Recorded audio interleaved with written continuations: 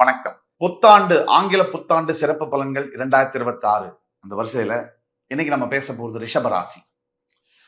அடுத்த ஆங்கில வருஷத்துல 2 முக்கியமான கிரக நிகழ்வுகள் இருக்கு. இன்னும் சொல்ல போனா 3 இருக்கு. முக்கியமானது 2 இருக்கு. ஒன்னு சனிப்பெயர்ச்சி, ஒன்னு குரு பயிற்சி. இதுல சனிப்பெயர்ச்சியானது சரியா மார்ச் 6, 2026 கும்பராசியிலிருந்து வாக்கிய பஞ்சாங்கப்படி பெயரக்கூடிய சனி மீனராசிக்கு வந்து அடைவார். அதே மாதிரி ஜூன் 2ஆம் தேதி மிதுன ராசியில் இருக்கக்கூடிய குரு பகவான் கடகராசிக்கு வந்து சேருவார். இந்த பயிற்சியுடைய பலன்கள் முக்கியமா பார்க்கக்கூடிய இந்த கிரக நிகழ்வுகள் எல்லா ராசிக்கும் எப்படி இருக்கும்? அதுல இன்னைக்கு ரிஷபராசி. ரிஷபம் அப்படின்னு சொன்னாலே பொறுப்பு அப்படிங்கிறது வந்துடும். அதை தவிர்த்துட்டு ரிஷபத்தை பார்க்கவே முடியும். ரிஷபம் அப்படின்னு சொன்னாலே கருணை அப்படிங்கிறது வந்துடும். ரிஷபம் அப்படின்னு சொன்னாலே ஏமாந்து போவேனா அப்படின்றது வந்துடும். ரிஷபம் அப்படின்னு சொன்னாலே இரக்கம் அப்படிங்கிறது வந்துடும். ரிஷபம் அப்படின்னு சொன்னாலே அழகு அப்படிங்கிறது வந்துடும். ரிஷபம் அப்படின்னு சொன்னாலே கவர்ச்சி அப்படிங்கிறது வந்துடும். ரிஷபம் அப்படின்னு சொன்னாலே காதல் அப்படிங்கிறது வரும். இப்படி ரிஷபத்தை பத்தி பேசிட்டே போலாம். காலபுருஷனுடைய 2ஆம் வீடு சந்திர பகவான் உச்சம் பெற்று சுக்கிர பகவான் ஆட்சி பெற்று கிருத்திகை, ரோகிணி, மிருகசீரிடம் 3 நட்சத்திரங்களை கொண்ட இந்த வீடு அதிசயமான ஒரு ராசி. ரிஷபத்துல பிறக்கக்கூடிய அத்தனை பேருக்குமே சரி கலை நயமும் கலை பற்றிய ஆர்வமும் இருக்கும்.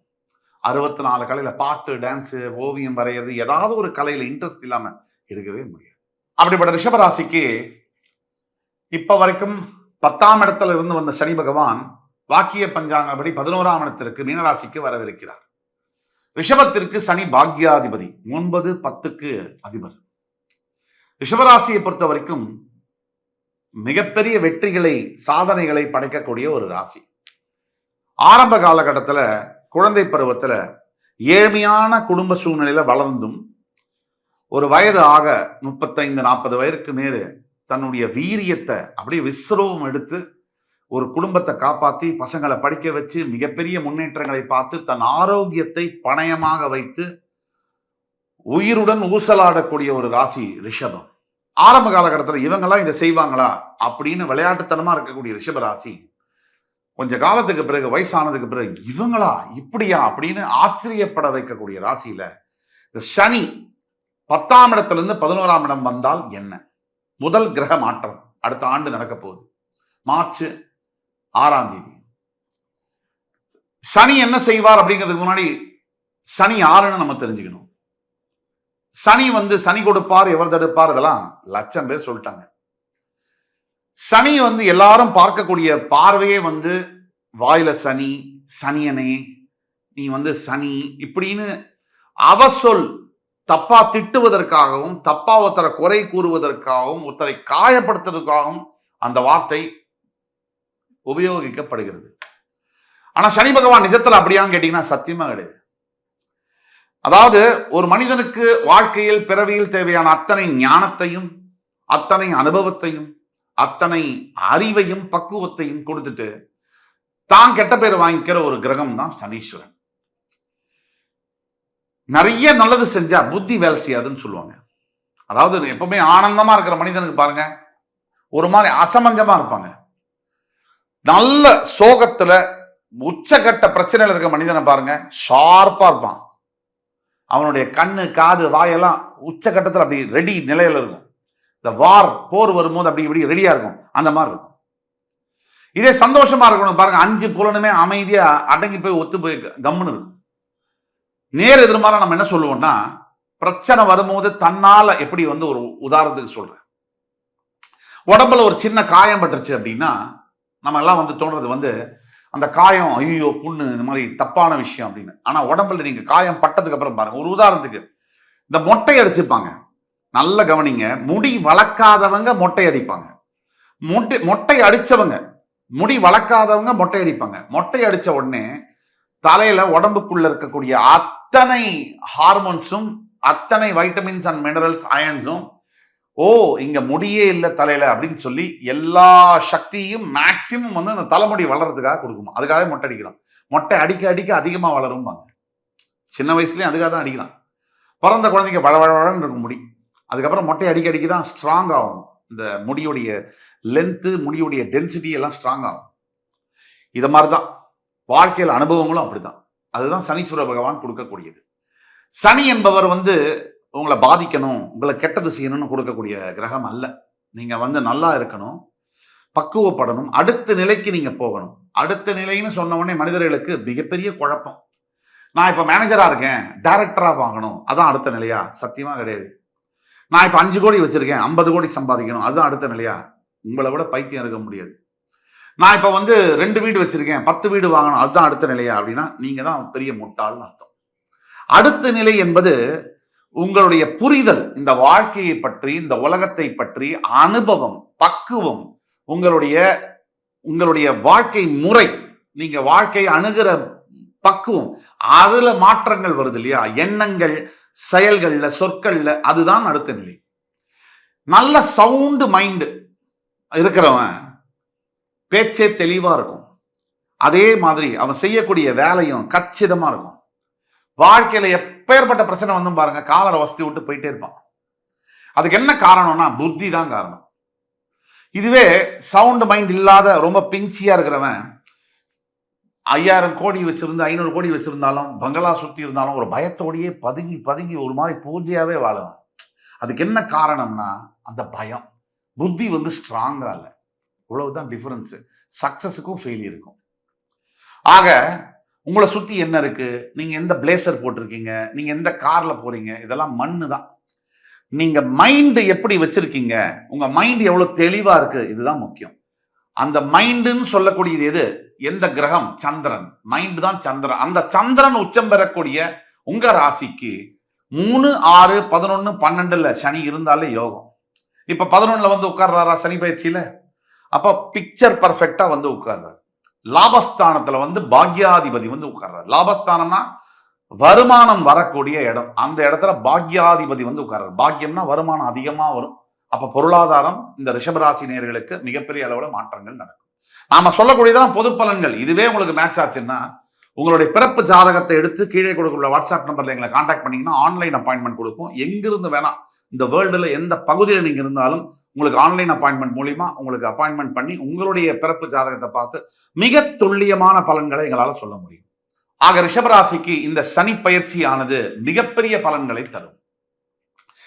பொருளாதாரத்துல முன்னேற்றம், அப்புறம் பிரிஞ்சு போன அந்த குடும்பத்தில் இருக்கக்கூடிய பெரியவர்களுடைய ஆசீர்வாதம், தாய் தந்தையருடைய ஆசீர்வாதம், பூர்வீக சொத்து கிடைக்கிறது, இடமாற்றங்கள் ஆவது, இப்படி பல தரப்புலையும் ரிஷபராசிக்கு உடல் ஆரோக்கியத்துல இதுவரைக்கும் இருந்து வந்த பெரிய சர்ஜரி எல்லாம் சக்சஸ்ஃபுல்லா முடிஞ்சு நல்லபடியா நடக்குது.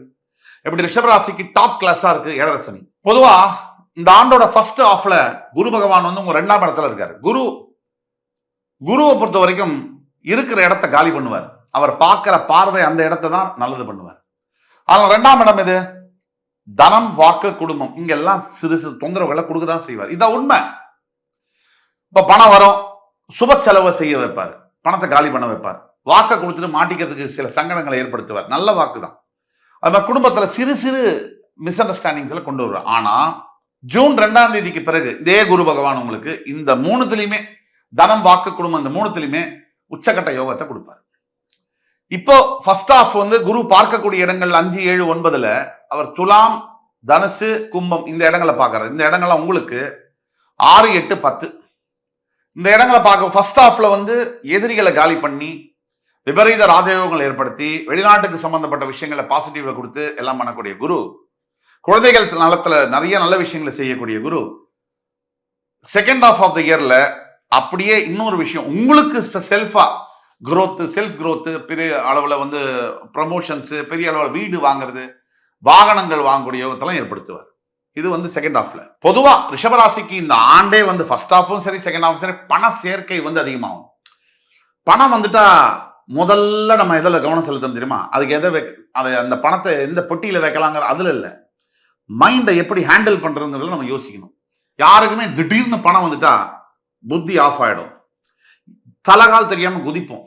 நம்ம வந்து சக்சஸை ஹேண்டில் பண்றது ரொம்ப கஷ்டம், ஃபெயிலியரை ஹேண்டில் பண்றது ஈஸி. அப்ப அந்த பணம் வரும்போது நீங்க என்ன பண்ணணும்னா முதல்ல நிதானத்துக்கு வரணும். ஹைப் ஆகக்கூடாது, குதிக்க கூடாது. சந்தோஷத்தை ஒரு நாள் சும்மா ஏதோ ஒரு இடத்துல போய் என்ஜாய் பண்ணுங்க, அவ்வளவுதான். அதோட தலைக்கு ஏற்றிக்காம இருக்கிறத ஹேண்டில் பண்ணி. ஏன்னா உங்களுக்கு அடுத்தடுத்து கிரக பயிற்சிகள்லாம் வருது. நீங்க இப்ப கவனமா இருந்தீங்கன்னா மைண்டை விட்டுட்டீங்கன்னா பின்னாடி கவனம் வந்த பணத்தை காப்பாற்றுறது கஷ்டமாயிடும். அப்ப அதுல நீங்க கவனமா இருக்கணும். பிரிஞ்சு போன குடும்பங்கள்லாம் ஒன்னா செய்யக்கூடிய நேரங்கள்ல முதல் 6 மாசத்துலயே நடந்துடும். அதே மாதிரி குழந்தைகளுடைய சக்சஸ் எல்லாம் நீங்க நேரில் நீங்க நிறைய பார்க்கலாம். செகண்ட் ஹாஃப் ஆஃப் த இயர்ல பாத்தீங்கன்னா நிறைய கோல்டு வாங்கக்கூடிய ஆப்பர்ச்சுனிட்டி. என்ன சார் சொல்றீங்க சார்? ஒரு நிமிஷம், குபீருங்குது. தங்கம் விற்கிற விலைக்கு 12,000 ரூபாய்க்கு மேல போயிட்டு இருக்கு ஒரு கிராம்.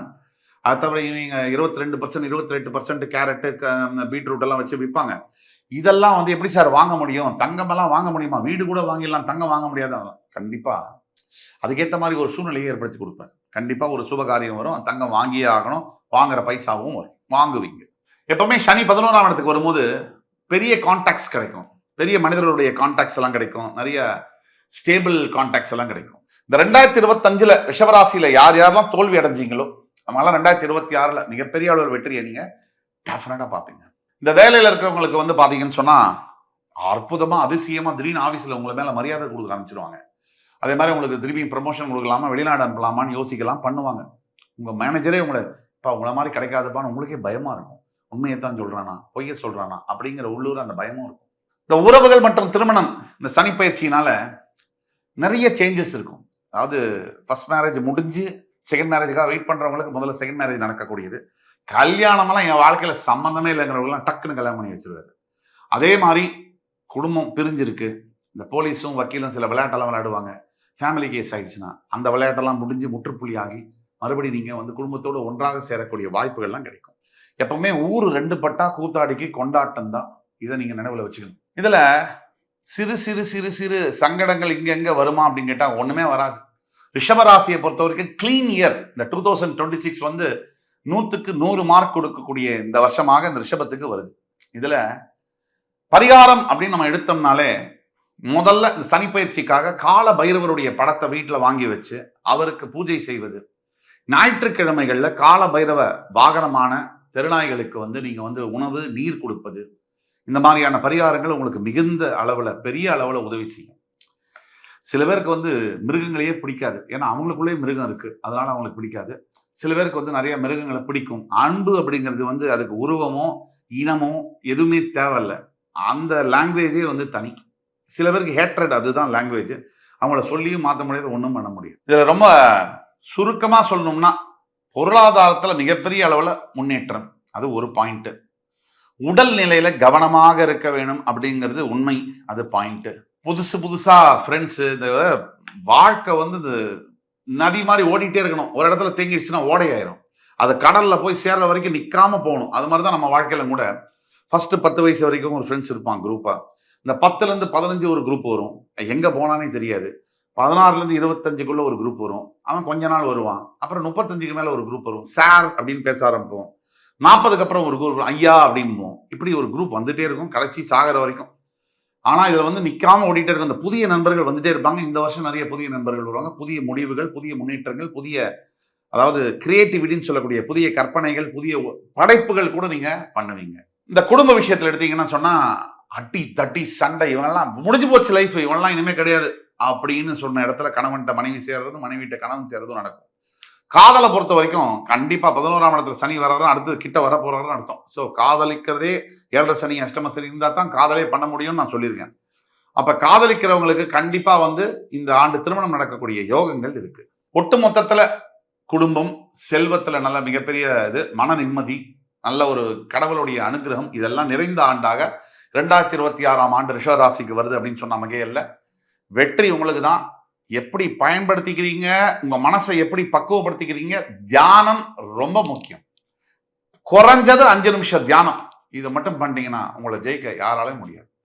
இந்த காணொலி உங்களுக்கு பிடிச்சிருக்கும் நம்பர். அடுத்து வரும் வேறொரு நிகழ்ச்சியில வேறொரு சந்தர்ப்பத்தில் உங்களை மறுபடி சந்திக்கும் வரை உங்களிடம் வந்து விடைபெறுவது உங்கள் சுபாஷ் பாலகிருஷ்ணன். நன்றி, வணக்கம், வாழ்க வளமுடன்.